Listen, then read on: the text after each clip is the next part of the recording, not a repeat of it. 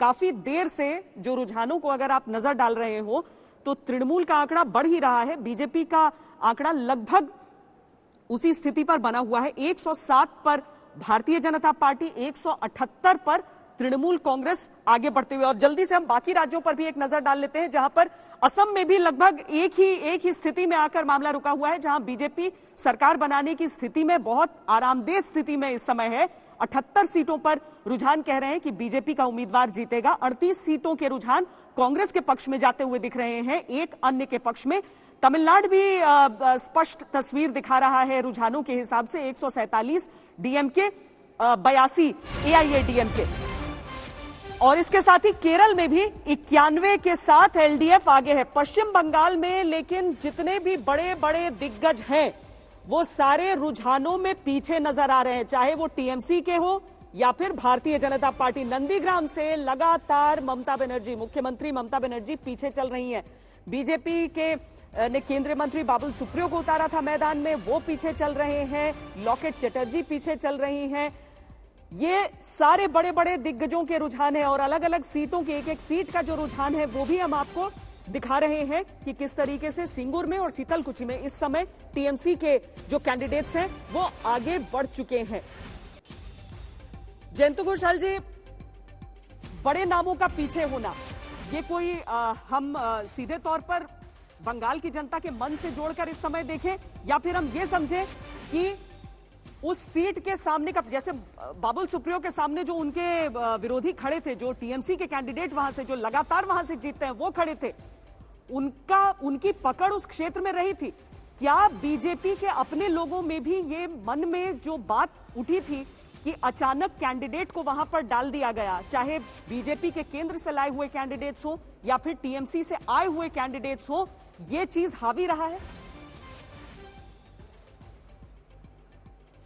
हाँ, देखिए श्वेता जी, चुनाव के समय सिर्फ एक फैक्टर तो काम नहीं करते हैं, मतलब मल्टीपल फैक्टर्स होती है। तो जैसे चुनाव में एकदम बहुत बड़ा फिगर हार रहे हैं, ये भी लोकतंत्र में कोई नई बात नहीं है। मैं तो आडवाणी जी को देखा था कि राजेश खन्ना हरा रहे थे और लास्ट राउंड में बहुत कम वोट में आडवाणी जी जीते थे, खुद न्यू दिल्ली सीट से। तो इसीलिए चुनाव के समय लास्ट राउंड तक वेट करना, जैसे प्रभु जी कह रहे हैं, मुझे लगता है वो उचित होगा।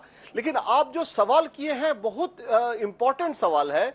जैसे बाबुल सुप्रियो इतना इंपॉर्टेंट कैरेक्टर है, लोकप्रिय है, सिंगर है, पश्चिम बंगाल के आम जनता के साथ जुड़े हुए हैं, लेकिन एक कॉन्स्टिट्यूएंसी में जिसके खिलाफ लड़ रहे थे, जैसे आप बोल रहे थे, वो अरूप राय जो है ना, वो अरूप मिनिस्टर है और वो स्पोर्ट्स मिनिस्टर है और वो बहुत वहां के जो टॉलीवुड एक सिविल सोसाइटी है उसको पूरी कंट्रोल करते हैं और कलकत्ता में उनके बहुत पकड़ है तृणमूल कांग्रेस में।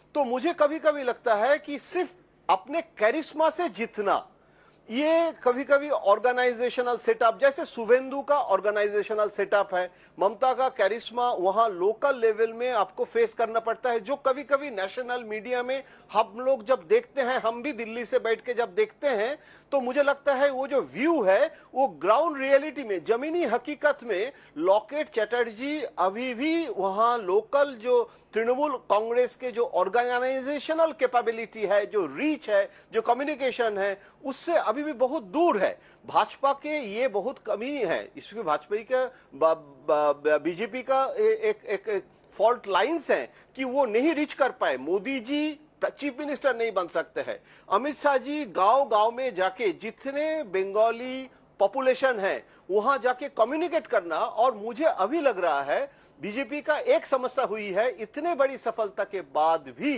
कि पश्चिम बंगाल में बंगाली का जो अपना पार्टी, ये जो एक अटैचमेंट, शायद इस अटैचमेंट के जो कम्युनिकेशन में फेल किए हैं। जैसे दिलीप घोष को भी अगर चीफ मिनिस्टर कैंडिडेट, मतलब दिलीप दा तो बहुत लोकप्रिय नेता है, अगर विदाउट ए फेस बंगाली के पास जाना और बंगाली के पास जाना, सिर्फ नहीं बंगाल आबादी के पास जाना, मुझे लगता है इससे टैक्टिकल एरर बीजेपी का है।